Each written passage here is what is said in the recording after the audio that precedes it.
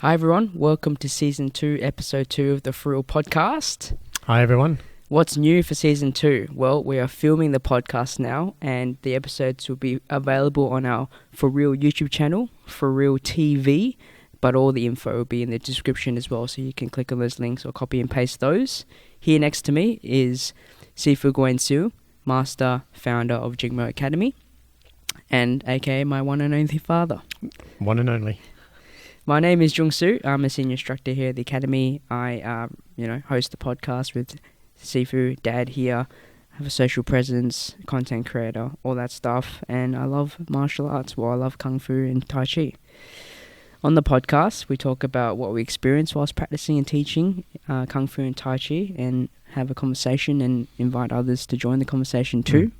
How can you contribute to the podcast? Well, whilst you're listening, if you have any questions or wonderings for us, you can send them through to our email address. It's fureel@jingmo.com.au. That's FUREEL @ging.com.au. We'll be happy to talk about those when we... GINGMO. What did I say? GING.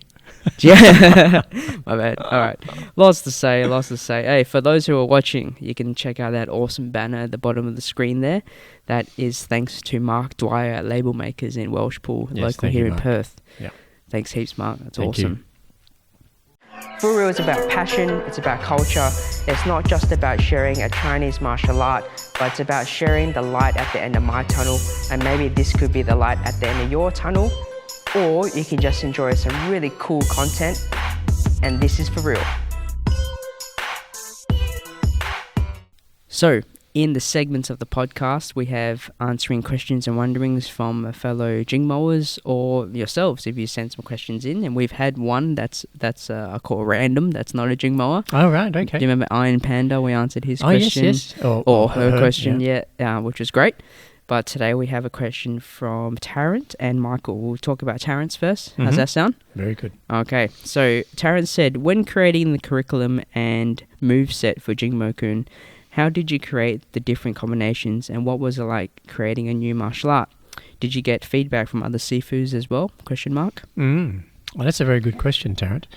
Well, first of all, I first started learning Tung Gong Jiao Ga Tong Long Pai, which is the Southern Praying Mantis Kung Fu, and the headquarters is based in Hong Kong. My Sigung is Dr. Nat Yuen, and my father, of course, your grandfather, was my Sifu. I first started learning Tong Long at a very young age, and by about 1973-74, around that time, the club, the Tong Long Kung Fu Academy, opened its doors to Westerners. So prior to that time, from the 60s through, it was only for Chinese. So for me, that's a really important part of the story, because culturally, Chinese think differently to Australians, to white Australians. And I think the Tong Long style and how it was transmitted, how it was taught and how it was learned and practiced, had a definite flavour about it in the 1960s right through to the early 70s. And then there was two key changes. Number one key change was the White Australia policy was abolished. It was lifted. So then non-white Australians had equal rights to white Australians. Which changed the law, but didn't quite somewhat change the attitudes. So it took some time for the attitudes to change. But then the other key game changer was Bruce Lee. So it was then that Bruce Lee became amazingly famous with Enter the Dragon. I remember as a kid going to the drive-ins, literally we would be lining up for kilometers to try to get into the drive-ins to watch one of Bruce Lee's movies. And so that his presence on the silver screen completely changed changed the branding of Kung Fu. So prior to that stage, Kung Fu wasn't a brand of martial arts. Kung Fu was describing the process of doing hard work. And then Bruce Lee came on and he called it Kung Fu. So even the shoes we wore were just literally regular Chinese slippers. They became Kung Fu shoes. Mm. Right? You remember the black ones with the I remember white them or brown because soles? I never got a pair. That's all right. My feet were too small. Is that right? Always have to find you a pair. I wanted them so bad. Is that right? Yep. Okay. Anyway. Oh, so those two things changed, Tarrant, and I think they were key to how the Kung Fu changed, because the attitude and society's want and need to learn Kung Fu changed. All of a sudden it became trendy, popular, cool to learn Kung Fu because you're getting closer to Bruce Lee. And also that kind of modernization of Kung Fu as an attitude changed. So Tonglong started to change in Australia as well. It became quite natural for things to evolve. For me, there were gaps that I think existed because culturally Australians didn't think in this particular way. For example, one of the things that stands out for me is in traditionally learning Chinese martial arts, there's no belt system. And you just accepted that when you came to class, your master would teach you what he or she believed you needed to know. Now, in Chinese culture, a sifu has equal standing and importance as a parent. Therefore, when parents were looking for school for their child, they were looking for somebody who could support them in raising their child. So similar family values, similar life values, similar outlooks in life. Therefore, it was kind of not like you were going to somewhere else to do recreational sport. You were going somewhere to continue your growing up and your learning. So, I mean, that culturally is very different. It's a very different stand. And I think today, if we were to say that, people would frown and say, how crazy is that thought? Like, why would you look for a martial arts teacher to be like a parent? Because parents are parents, and you pay someone for recreational sport not to help raise your children. I was going to say that it's more recreational now. Yeah, exactly. So, you know, that sets a tone for me, and that there's a great deal of trust. And in that trust, the process is just, you've got to turn up. You just turn up. It's like going to school. You go to Kung Fu classes just like you go to school. There was no difference. You just turned up and trusted that the teacher had the curriculum in his or her mind to be able to share with you. That doesn't wash with Australians. So there needed to be a system of being able to teach and share the knowledge in a way that was digestible. Mm. So it actually had to work. And I'm not saying it's a better or worse system. I'm just saying it for society at that time, that's what it needed. Otherwise, it wouldn't survive. So one thing led to another, and fundamentally, the order in which things were being taught had to be consolidated and then followed. It became a process, and no one really could step out of that process, because if you did, then you'd muck everything up. So you want to stay in that process. Once we developed that process, the first drill in Tonglong was, and I believe still today, is Sambo Jin. Sambo Jin in our system falls in the middle, in the intermediate level, which we start off calling blue belt. Now, prior to 1973, there was no belt system, so we started the coloured belt system. And then we discovered that there was such a big gap. So, a bit of history, a bit of trivia.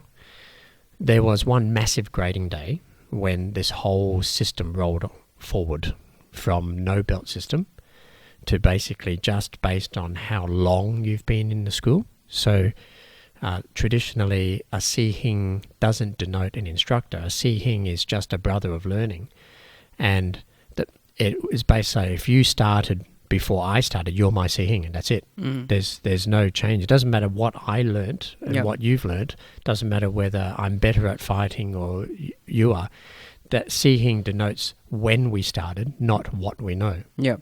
So when we brought in the belt system, then all of a sudden everyone had to find their place, because we had dozens of people who had started at various times. So there was one massive grading day, one huge grading day. I remember. To grade to what? For your current belt level. So from no belt levels, where everybody was a black belt, and fundamentally everyone was my Si-Hing, and then everyone who started after me was my Si-Day. Yeah. I was their Si-Hing. Like, that's how the old system, traditional system was. In one day, there was this massive grading. And so, Tarrant, the belt system was black, white, yellow, orange, green, blue, purple, brown, red. Now, no one got to red belt on that day. There was only 2 people graded to red belt. It was my father and my uncle. Everybody else graded below red belt. How did you determine everyone's levels? There's the grading day. You actually had to perform your drills. Everything you know. Everything you knew. And then they said, you're an orange belt. You're a blue belt. You're a yellow belt. Yep. You're a white belt. Yep. You're still a black belt, sorry. You know, so it's like there was one massive grading day. Jeez. And I was a kid. Like I'm talking, this would have been 86? No, not 86. This is still the 70s. This is I think it was like 74. I know the house that it happened in, and a triple car garage that my parents built a house in Kapalaba, which is like a southeastern suburb of Brisbane, way out in the sticks. Like, it was way out, like Alkimos is to Perth. And because that's all they could afford at the time, but they wanted a big house, so that's what they bought. And so the grading, all the training happened there every Sunday, and then the grading, that one day massive grading happened. And I remember, because I was so nervous, I couldn't remember anything. And my first belt level was orange. So I went from black to orange. And for you, Tarrant, that's the belt level in between yellow and green. So that was the first version, so like 1.0 of the Tonglong grading system. It was still Tonglong Kung Fu Academy at that time. And everyone got put into belt system order. So my drill was Sam Gong Bikyo, because back then green belt was Sambo Peitan. What? Yeah. So I knew Sambo Jin, Sambo Yu, so Sam Gong Bikyo. And I could do the combinations, I could do the pad work, I could do the usages for those drills. So that's what I graded to. I say what? Because the drills, Sifu's dad's naming, is now purple, brown, red. Yes. No, sorry. Blue, purple, brown. Yeah, blue, purple, brown. Blue, purple, brown. That's right, yeah. So anyway, so you got to remember, Tarrant, that vast majority of people were still Chinese. There were 1 or 2 white Australians, like Jim Lewis, and his brother. So vast majority of people were Chinese, and there were a few white Australians in there. Now, that grading day happened, and then that was the kickstart for this evolution of training in a system. So then there was consistency. The most important thing about holding a high standard is not about who wins in the ring, because that's not why we train. It was actually about consistency of skill and following the principles, because everything kind of stacked on top of each other, right, over time. This is how it's become quite sophisticated now, but back in those days it was still quite basic. You knew how to do the drill, and if you could do it without looking at someone and asking for help, then that was good enough. So that was the early mid-70s. And then by 1977, the Tonglong Kung Fu Academy went commercial.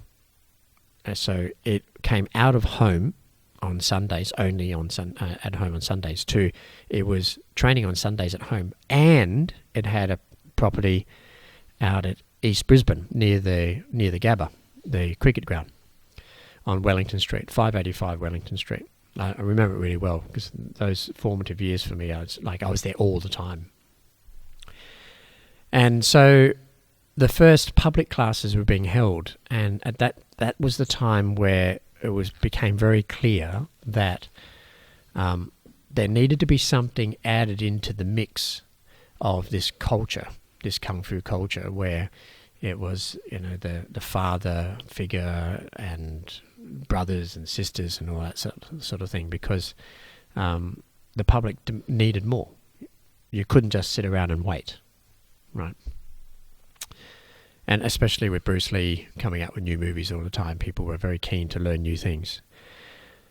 So the next big step was 1981. And in 1981, we went from, there's just all of these drills that we had to learn and there's some combinations in between, to, we really needed to consolidate the steps to get to certain points, because what we discovered was there was too big a gap from black belt to white belt learning Sambo Jin. It just took people ages and ages and ages. So what was created was Ging Sat Sao Gung. And Ging Sat Sao Gung was originally created as a 4-sided hand drill, because there's 4 parts to the drill. So the first part, Seong Biu Sao, Seong Dao Sao, Pei Sao Gao Chui Dao Sao, 1 Bun Bo Ma turn, and then you're 90 degrees to where you are, and then you went Pok Biu, Pok Gao Chui, Pei Pok Dao, 1 Bun Bo Ma turn, and then you were 180 degrees to where you started, and you finished the drill facing the same way you started, with Biu Dao and back Biu Chao Got. So that fundamentally was the very first hand drill that was created outside of Tonglong. And the purpose for the drill was to teach the fundamental movements and framework for Tonglong. That's what the purpose of the drill was. Then there was a whole lot of Zhongs, Doi Zhong or Lin Sao Zhong, which is the exercises you train with a partner, like Toi Sao, Gao Chui. They were there. Biu Sao Zhong, that's different. Tonglong Biu Sao Zhong is different to the Jingmo Biu Sao Zhong. So there are some additions. The Jingmo Biu Sao Zhong is quite much longer than the Tonglong Biu Sao Zhong, and the way we interpret Kiu Ma Geng San Hei is also different to Tonglong, in my recollection. Now, I probably next year I'll have the opportunity to go to Hong Kong and study Tonglong as pure Tonglong by itself, and be able to separate for me what today modern day Tonglong looks like and how that compares to Jingmo. But I mean, that's another story, and probably another couple of podcasts in that. Couple.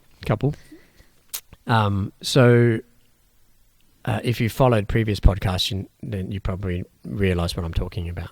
So anyway, Jingmo Sat Sao Gung was a 4-part drill, and then we had to fit that in. So it just made sense that half the drill was black belt.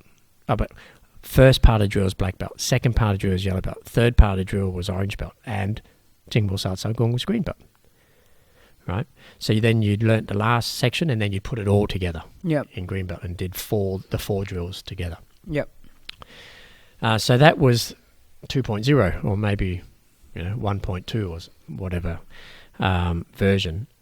And then just over the years, things evolved because the way we taught became more efficient, how we managed, the fact that we were full-time professionals. So back then, still my father, was still had a job, had a acupuncture clinic during the day, was only teaching at night, had no one working with him, it was just himself. So, the growth was reliant on the resources at the time. And then by 1980, momentum started to build. And he then had 2 full-time instructors. There was resources to be able to pour into creating manuals and looking at the teaching and the gradings and how people were improving and all that sort of stuff. Still not very sophisticated, but much at worlds apart from 1973. And Really, it wasn't even 10 years. And then a key factor for me was I finished school in 82, which then gave me the opportunity to become more involved in the business side, of the professional side of the academy. Unfortunately, I had to go and repeat year 12, so I spent another year in 83 going and repeating year 12 because my parents really wanted me to do something else other than Kung Fu. Doctor, lawyer, pharmacist, they were pretty specific, but I didn't do any of that. And I left uni and came back to Kung Fu. And so having run my own club since 1980 whilst I was in year 10, and I did that 4 days a week whilst going to school, and then coming out and working full-time in the headquarters and still running my branch in the evenings as well as the headquarters. What it meant was I could have a real deep dive into the content. And as you were teaching it? As I was teaching it. And also because I'm Australian born, it meant that I didn't have the same hook into the Chinese culture. And I could be a little bit more, logical about it and say, well, from the people who are learning are Australians. We're not saying it's only Chinese anymore. And even many of the Chinese that are coming to us are now first generation born in Australia. Right? Or they've been here 20 years. So they're kind of starting to assimilate the way of thinking of Australians. So I took a real hard look at it all, and it just constantly evolved. And in 81, I wrote the first program for the instructors course. So we needed to train people how to be instructors. You couldn't just hang around and wait for it to get into via osmosis. There were certain things. Why not? Yeah, exactly. There are certain things, skills and attributes that I believe were important for every instructor to know. Whether they use them or not is entirely up to themselves, but they needed to know these things that came from my experience and experience of other full-time instructors at the time. Like Philip James and Richie Groovedorf and Peter McCulloch. Peter McKinnon. Peter McCulloch. Peter McCulloch still lives in Brisbane. Anyway. So these things started to evolve, and 81 was a very big step. And we really created a curriculum that went down to the number of minutes that we would train in an hour and a half. Now, one thing I will say is that we've consistently had an hour and a half class ever since I can remember. Okay. So it's the shortest it's ever been is an hour and a half. And that's been consistent. Like, it's very hard. It's almost impossible for us to cover our curriculum well in one class in less than an hour and a half. If we didn't... Yeah. Have you ever considered more than an hour and a half?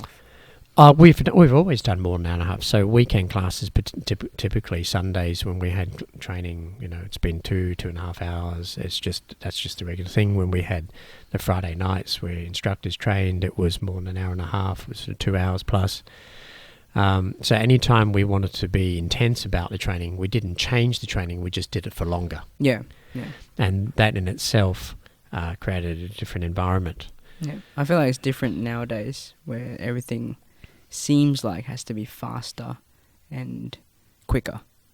Yeah, I've done an enormous amount of study in marketing, business management, and so on. I mean, my first degree that I started way back when I finished school was in the degree was called Social Industrial Administration, and it ended up being 2 separate degrees from Griffith Uni, and it's basically a Bachelor of Business.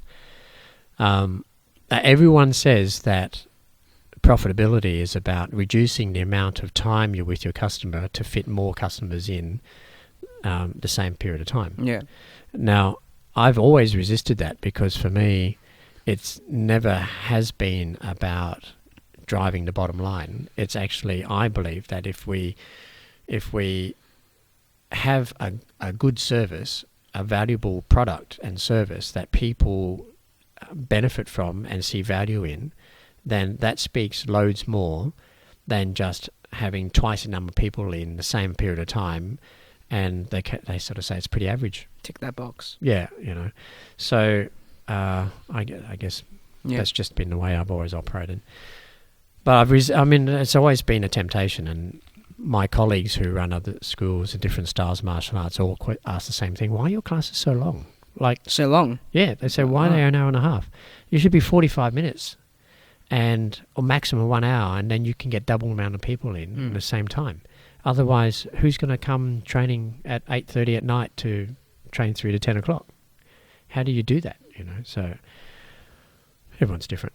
Anyway, so Tarrant, to answer your question specifically, no, we didn't consult any other masters of Kung Fu. We didn't create any new techniques. Actually, what it was is we took what was available and we formed it in such a way that allowed stages of learning so that you can really consolidate. Like I know that you're in the process of learning yourself, and you'll see that if you haven't already experienced that, the amount of detail that goes into a move and the amount of time that is allowed to study that move means that you get really good at it.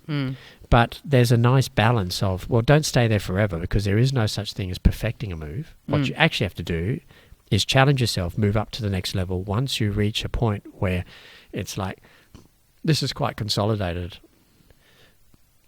You know what you're doing. We believe you know what you're doing. You believe you know what you're doing. You're ready for the next challenge. And you haven't perfected it, but you do need to go forward. And that's kind of like the Tai Chi principle of turn every push into a pull. The moment you go forward, you suddenly learn stuff in the next belt level that then refers, you can refer back to the previous belt level and improve that. But you have to be there to get that knowledge to go, oh, wow, I can make this a whole lot better now that I know that. Yeah. So that's pretty much the story for me. Very cool. Nice. All right, so our next question is from Michael, Mm-hmm. Michael.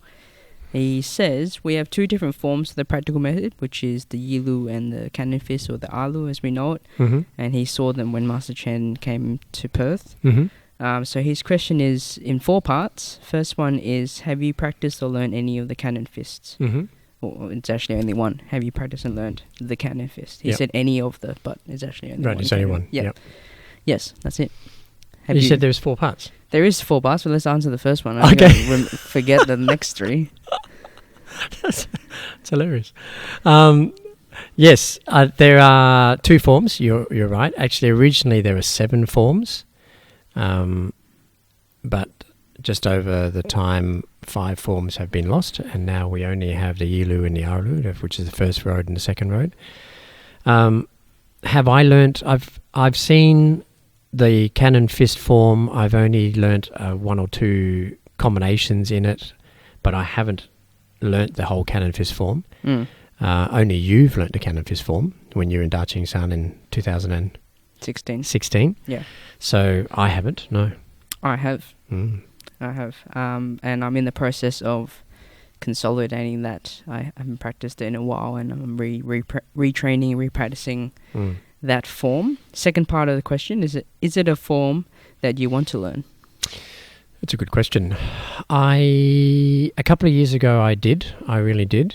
And I asked my Sihing Chen Xu, I asked him, when does Shifu expect someone to learn the Cannon Fist? And he said, well, normally it's after you've done the Yilu for 4 years, then you get taught the Alu. And he says, why do you want to learn? I said, well, why do you think I need to know it? And he said, well, actually, Chen Xu practices, this is at the time, I don't know right now, but when I asked him this question, he said majority of the time he will practice the Yilu, and he practices the Alu just enough so that he never forgets it. Because the principle of practical method all exists in the Yilu. Yes. And so that was his approach. And that was before I started my 10,000 Yilu challenge, of which I'm in week 87 this week. During this time, I noticed that I've had less inclination to learn the Alu, because my focus is to finish the 10,000 consecutive forms. Maybe I will. Maybe later I will spend more time doing that. Maybe you can show me, and then I can get it corrected when I see Master Chen next time. I like the look of the form, but I don't know enough about the form to be able to comment on Michael's question, really. What do you think? Is it a form I want to learn? Well, you've learnt it. Yeah. Yeah. So yes.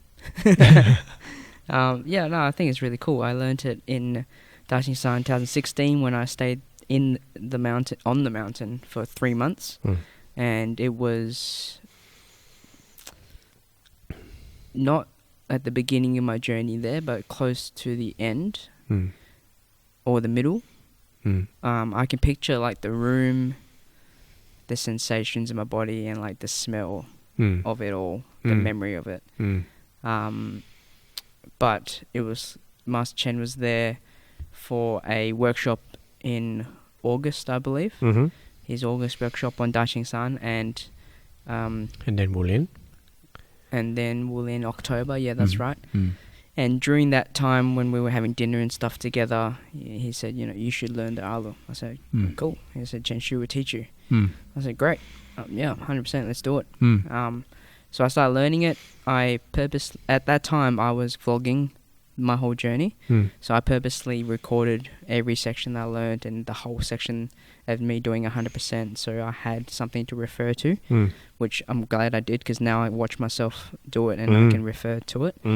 And it was challenging. It was super challenging. Like I got really frustrated because I couldn't get it. The different sort of formation to the Yilu. The Alu kind of goes only up and back, where the Yilu goes 45s everywhere. The Alu kind of only goes up and back, and I had to get my head around that. And I was still quite new to the Yilu as well, so all very challenging physically as well, practicing for many hours and like most days, and just all that. But yeah, I have learnt it. Third part of the question. Cool. Yeah. How long? Oh yeah, I think you kind of answered this. How long should someone dedicate themselves to the Yilu before learning the Alu? That question sounds like that you replace the Yilu with the Alu. That's what it sounds like, and I don't believe that's ever the case. I think the Yilu is the bread and butter. It's the foundation, and we keep practicing it. Yeah. From now until whenever. Yep. And then the Alu is like something we add on top or to the side every so often. Like the sword, there's a Chen style Tai Chi practical method sword and broadsword form, and same thing, same purpose to those forms. So I don't see it as being you got to do the Yilu so many times or for so long before you're ready. Yep. And nor is it once you've done that, then you never go back to the Yilu. No, the Yilu is always there. The Alu is something that's added on. Yep. But I think to answer the question more on the dot, I think you should have a good grasp on the Yilu first, because it's like, Michael, it's like, you do black, yellow, green, and then you're ready for some blue belt content. But you have to have that foundation and continue that foundation. You can't just, like you were talking about how Sambo Jin was the first drill, and that was a really big jump from nothing to Sambo Jin. So definitely have a good grasp of the Yilu, understand principles, know the stuff, and that would definitely help the Alu. I find now when I'm retraining the Alu, my understanding of the Yilu really kicks in on the don't move, the stretching, the alignment, all that stuff. Whereas I felt like in 2016 I was very new to it all, and I was frustrated because my body couldn't do it. I could understand what Chen Shi was showing me, I could understand what he was saying, but my body couldn't do it because I hadn't been doing the bread and butter for so long. Yeah. Cool. Number 4. Mm-hmm. Do you think we'll ever have Jingmo Academy students practicing Alu? Oh, we do. You do. Yeah, of course. I guess I haven't shared it, so it's... Well, it's still, the Yilu is still, like practical method, how many years have we had it here now? It's 2013. So it's only 6 years. It's only been 6 years, Michael, that practical method has been a part of Jingmo Academy's curriculum. Prior to that, it was the old frame Chen style Tai Chi. And how long has Jingmo Academy been going? Jingmo out of those 6 years? Out of that 6 years, Jingmo Academy, what do you mean? Like, how long have we been going? Since the 1960s. Yeah. So it's a very small portion. That's that's right. At, yeah. Yeah, it's a very small portion. Like Jingmo is nearly, the style Jingmo Kun is nearly 50 years old in its conception now. Yeah. And so practical method involvement has only been, this is the 6th year. Yeah. It hasn't been long. And really, 2013, we didn't do much more than foundations. Foundations in the first 13 for 2013. And then it was 2014, then we had the whole Yilu available, and we had all the foundations, and we're having Master Chen and Chen Shu. Chen Shu coming twice a year, Master Chen coming annually, to support the curriculum and make sure that we were on point. Yep. And that what we were teaching was correct, and so on. Yep. So, for the first few years, we had a lot of input and support from our headquarters because it's new. It's new, and it's a serious part of our commitment to the curriculum here at the academy. So Master Chen appreciated that, and when I asked for the support, he gave it. Yeah. Great. So it's not that long, Michael, really, and we now have a very strong core of nearly 30 students who know the full Yilu. It's I think on the attendance roll, it's over 25. It's nearly 30 students who know the full Yilu, and I think it'll just be a natural, like, that's very different to 2 years ago. Yeah. 2 years ago, there might have been 4. Yeah. That be right? Yep. Might have been 4. Yep. 4 students that knew the full Yilu. It takes a while to get to the point where you can practice it, as you probably know yourself, Michael. It takes a while to have that knowledge of being able to practice it solo, knowing that you've got every move in the right place. Yeah. Not perfect, but you've got it in the right place. Exactly. So, my goal really is to have students who are learning practical method be very, very well versed in the Yilu and the application through push hands. I don't see that knowing the Arlu is like a step ahead. Actually being very thick and solid in Yilu and push hands is far more important for me than it is just to know another drill. So it's a different outlook, I guess. And it'll just happen naturally. I think we'll get to a point and everyone will know, oh yeah, we should have an Ardu class now. We've got enough students at that point where it's worthwhile doing. Exactly. Because it's good to train with other people. It's not like we're holding it back and making it exclusive. It's not. It's just, it'll be quite natural. Right now our classes are full. I don't know that we could have space for an Arulu on Saturday morning. Yeah. Definitely not Tuesday, Thursdays. And I don't think so on Saturdays either. We'd have to have a separate space for it. Because it takes a lot of space, and that's not just physical space, but that's energy as well. Students to turn up and sing-sung to teach it, and everyone to follow, and then practice. It's another. It's another thing. Yeah, exactly. Yeah, it's like another belt level. Yeah. Actually. Yeah. Yep. There you go, Michael. Yeah, but All right. definitely, of course, it will be. Nothing's a secret. Yep. Okay, so we just want to take a break, and you can check out this FuReel.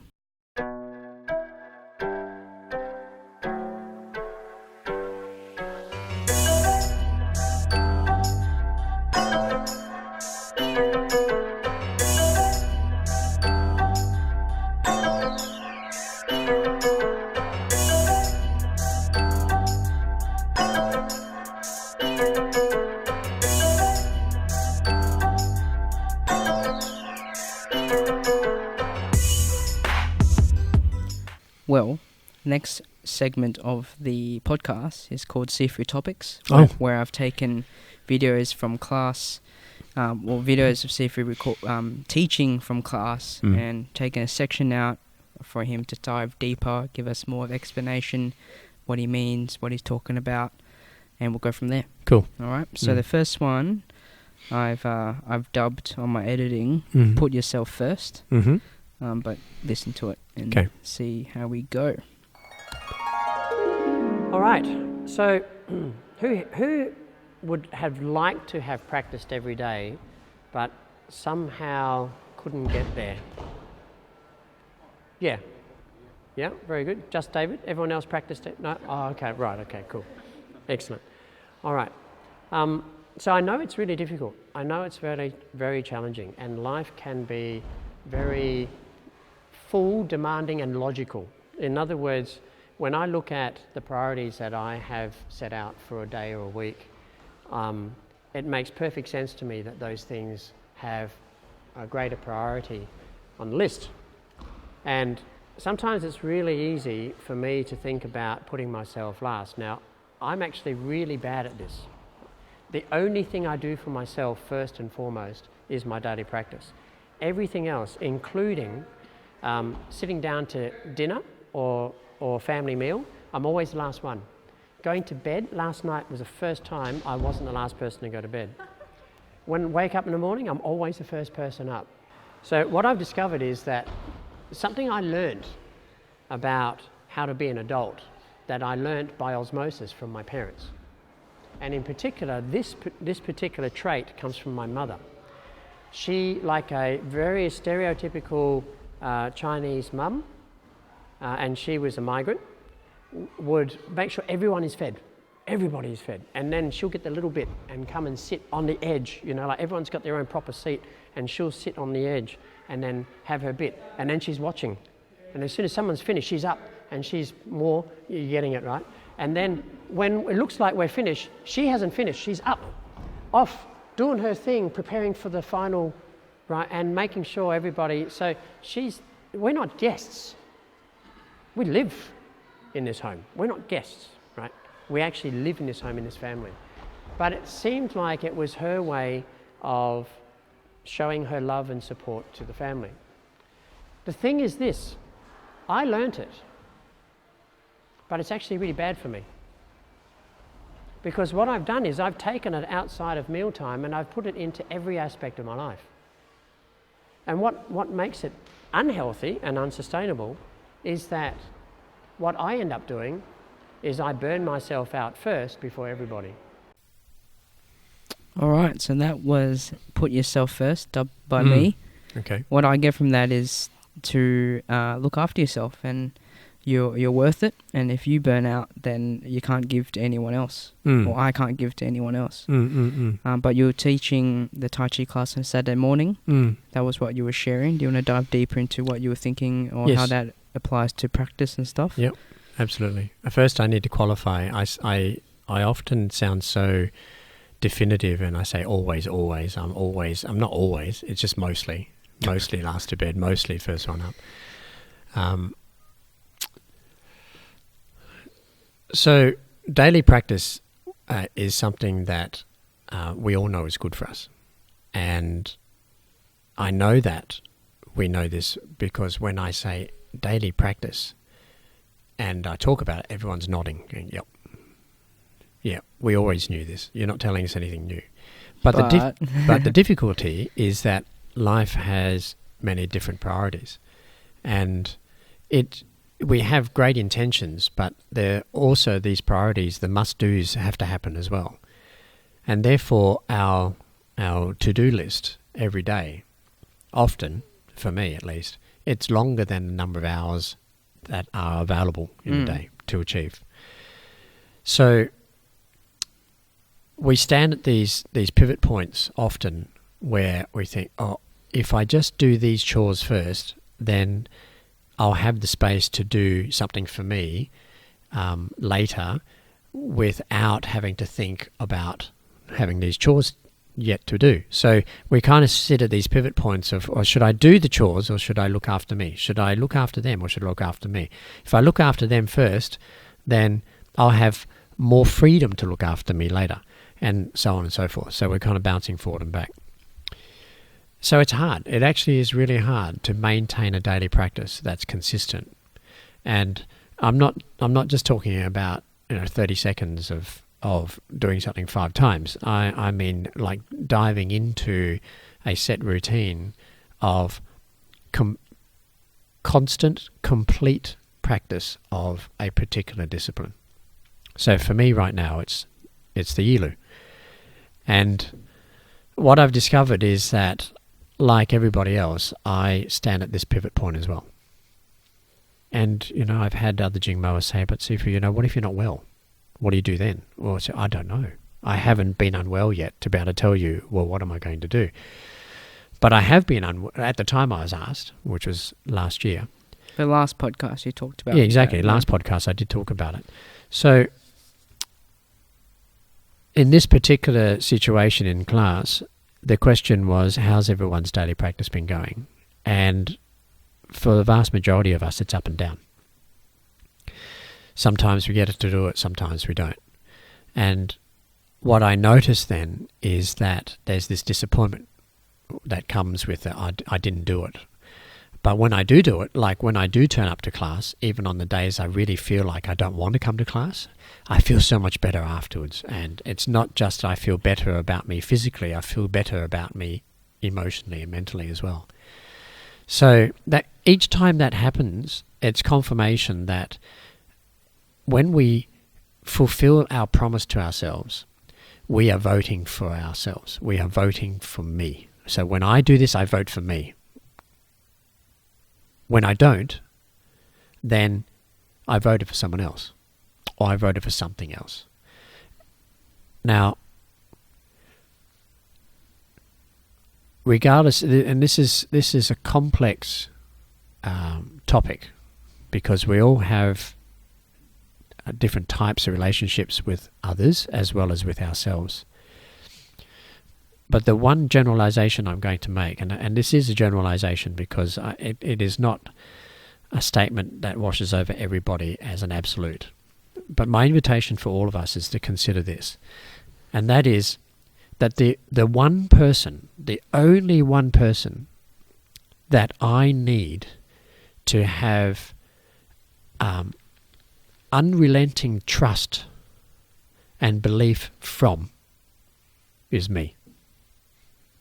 That's the only person for me, is myself. The person that trusts me the most, the person that supports me without question, the person that believes in me and loves me the way I am with everything that comes with me, being an imperfect human, is Gawain Su. Now, when I get that from myself, then I have everything I need. Therefore,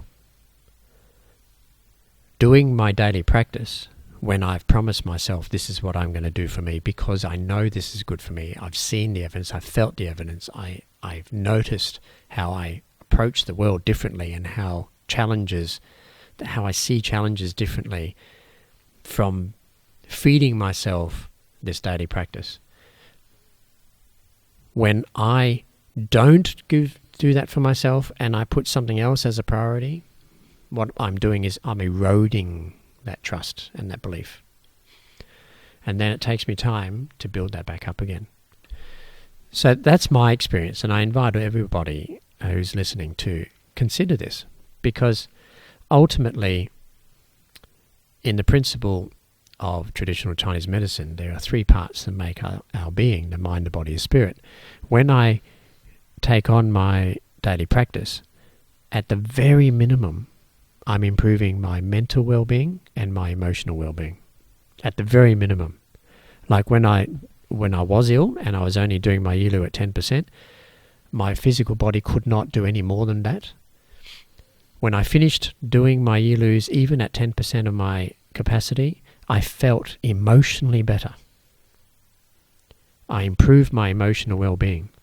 And then that in itself changed my mental thoughts, the how I saw things, and all that catastrophizing that we all do in our heads, like, if I don't do this, this is going to happen, and that's going to, what if this, and and all of a sudden we dig this great big huge hole and we think we're going to fall in it.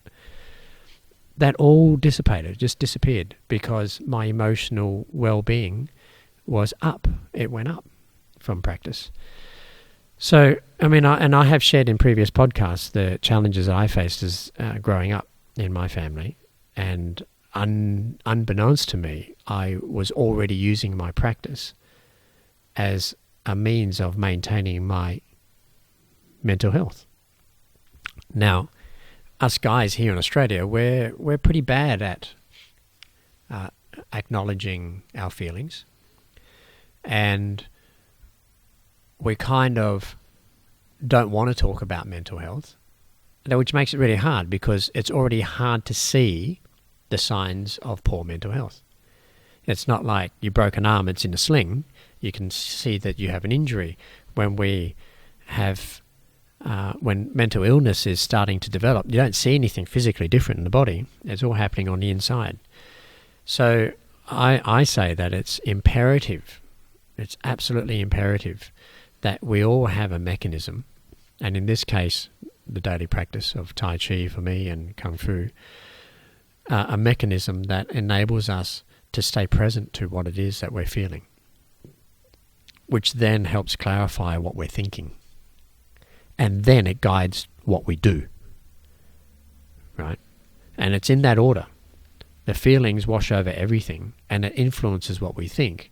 And then, like even just choices in food.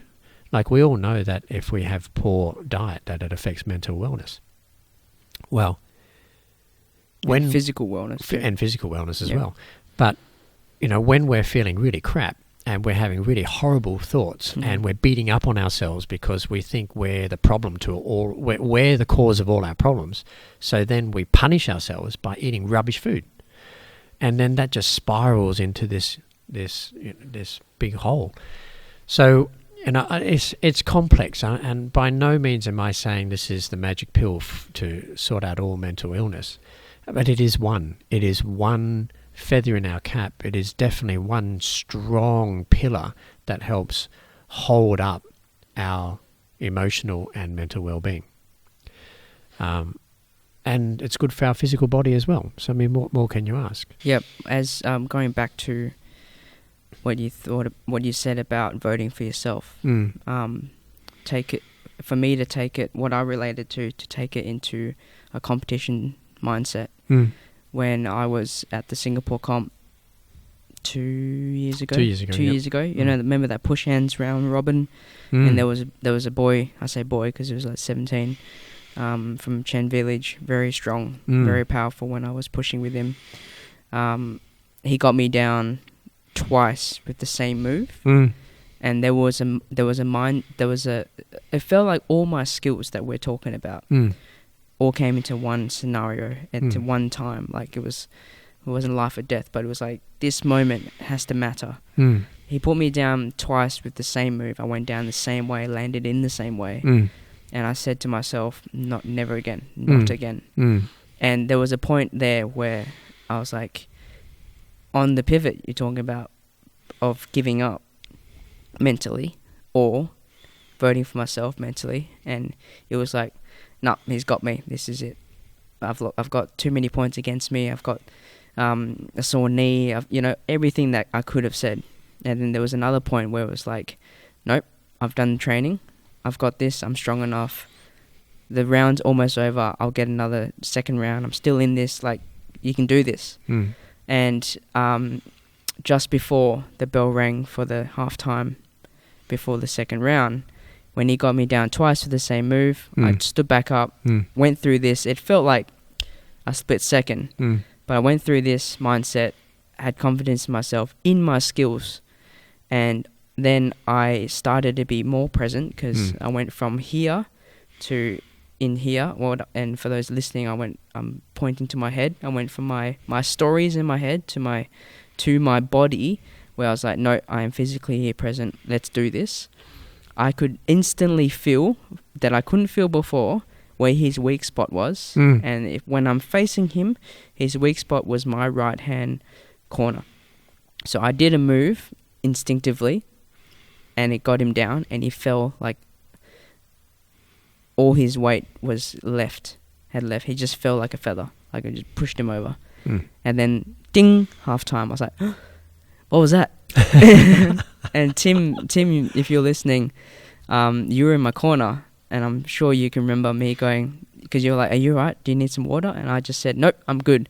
And I was just pacing up and down, waiting for that half-time bell to ring again for me to head into the second round, because I could feel his weak spot, and I could feel all that goodness coming out. I'm like, nah, I've got this, pacing up and down. Went into the second round, did the same move on him, boom, fell down. I was like, ooh, have a second time. I did the second time on him now. Boom, boom, boom, boom, third time. And then by that time, I gained enough points. The second round ended, and I won with points. And how I relate that to what you're sharing is that for some reason, all one time, my mind, body, and spirit were together, and it helped me combat in a competition. But that was a short 4 minutes. Whereas you're talking about life. How do you support yourself every single day? Isn't it? Oh, 4 minutes at a time. Yeah, 4 minutes at a time. But true. Yeah. No, true.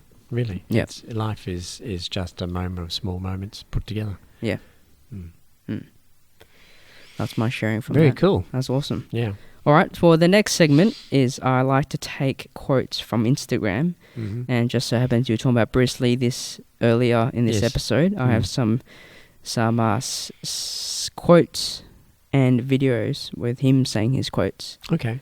That we can dive deeper into and Cool. what we think gave it's fitting since he's a martial artist, or was a martial artist, and we Yes. are too. So it says, you must be shapeless, formless like water. When you pour into a cup, it becomes the cup. When you pour into a bottle, it becomes the bottle. When you pour into a teapot, it becomes the teapot. Water can drip and it can crash. Become like water, my friend. You've heard that one before? I have. Yep. I have heard that one. What do you think about that quote? Well, Or what do you make it mean? adaptation. Yep. There's a few words. Adaptation. Yep. And space. Take up the space. Mm. So I see it as a physical doing. Yep. So you adapting to the situation. Yep. But also from a Tai Chi perspective, it's taking up space. So there's no air. Mm. And that's how you leverage and how we use the principles of Tai Chi in combat. I also see it as a bit of a life lesson. Okay. So, we're currently here in Perth. I mean, we've had probably maybe 5, some people might say 7 years of a downturn in the economy. And powers that things that happen outside of our control, my control. There's nothing I can do. I don't have any influence over the mining industry and decisions that are made in state government and so on. But it literally changes our environment. And for example, right here at the Academy, many of my colleagues, for example, have changed the way some of them have closed their schools down and gone back to full-time employment, just because there's less people wanting to spend money in what's seen to be a recreational activity, learning martial arts. For me, I see that quote as being, well, this is the environment we have, and let's form to it. But the forming to it is not like just letting go. And on the other side of the coin, I have colleagues who moved away from teaching their traditional martial arts and offered the trendy thing that's happening, like boxercise, spin classes, different types of jiu-jitsu stuff, when they're traditional karate practitioners, for example, in the Eastern States. So I see like there's no real fixed answer to this, other than what I see is that it's being able to hold form but shape yourself to the environment. So for me, we've dived in deeper with the amount of content that we produce. I've got more time on my hands. People aren't willing or don't have the capacity to pay for it, so I'll give it away. It's that simple. But I'll keep teaching. And it looks like we're very successful. I don't see success measured in that way. We are busy, but what I do know is that if I stuck to the framework that was handed down to me, that I inherited way back in the early 80s, then we wouldn't be here today. It's that simple. It is a matter of evolution. It is a matter of adapting to the environment, but not just doing anything. It's not like, well, I'll start teaching ballet because everyone wants to learn ballet. I don't do ballet. Yeah. Right. Really? You haven't worked it out. So, I get that quote, and it's always quite a challenging, for me, change is challenging. What I notice is there's a lot of pain in change. And that's the tough thing. That's what's tough. Great. Yeah. Okay. Another quote from our friend then. Yep. Okay. From our friend. From our friend. I This like is how a you say that. clip from Instagram, so Okay. you can listen to it. Kick me. Kick me.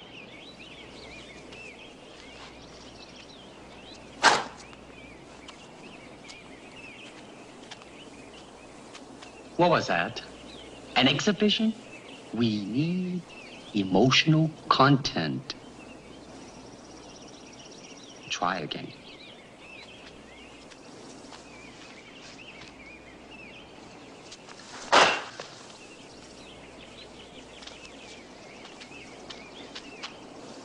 I said emotional content, not anger. Now try again. With me.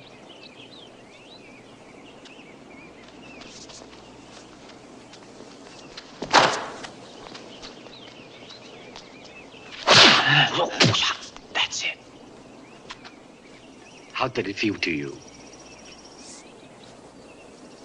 Let me think. Don't think. Feel. Yes, that's one of my favourite parts of Enter the Dragon. When Bruce Lee's student comes to him and they do a lesson, he says, hit me, kick me. Or I think it was kick me. Kick me. No, kick me harder. And then it was teaching me a lesson about feeling. Don't think. Feel. Yeah. Classic. Loved it. So your question? It's always, what do you think about that? What do you make it mean? How does that relate? Well, I do get it. Everything is about feeling. I like to capture the feeling. I talk about taking a snapshot of it.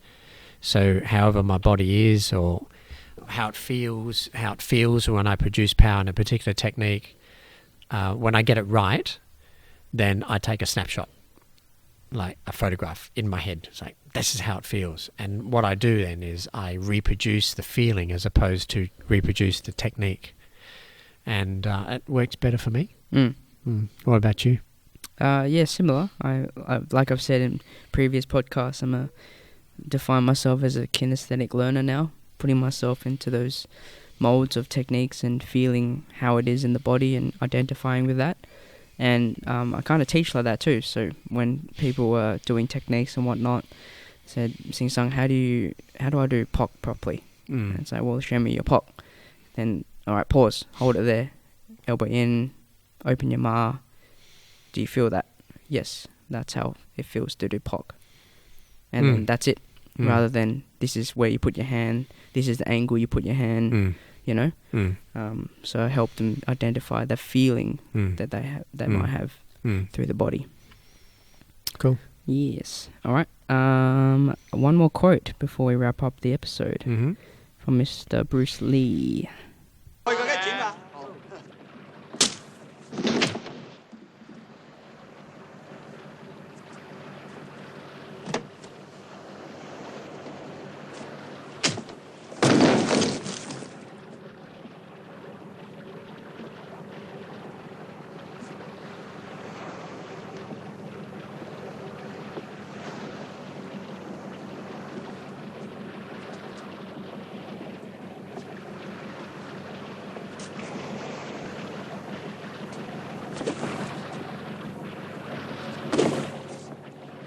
你話掛啲益， Don't waste yourself.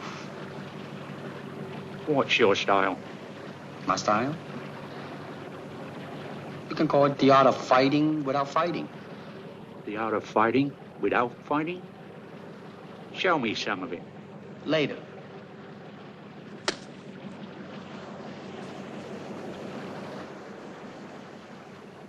All right. Don't you think we need more room? Where else? That island, on a beach. We can take this boat.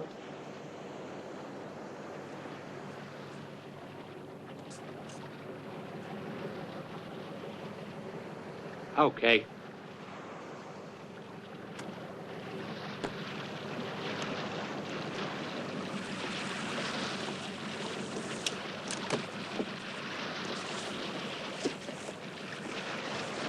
Hey, what the hell are you doing? Hey, are you crazy? Pull me in. Pull me in. Don't try to pull yourself up, Get me out of or this I'll let go the bloody line.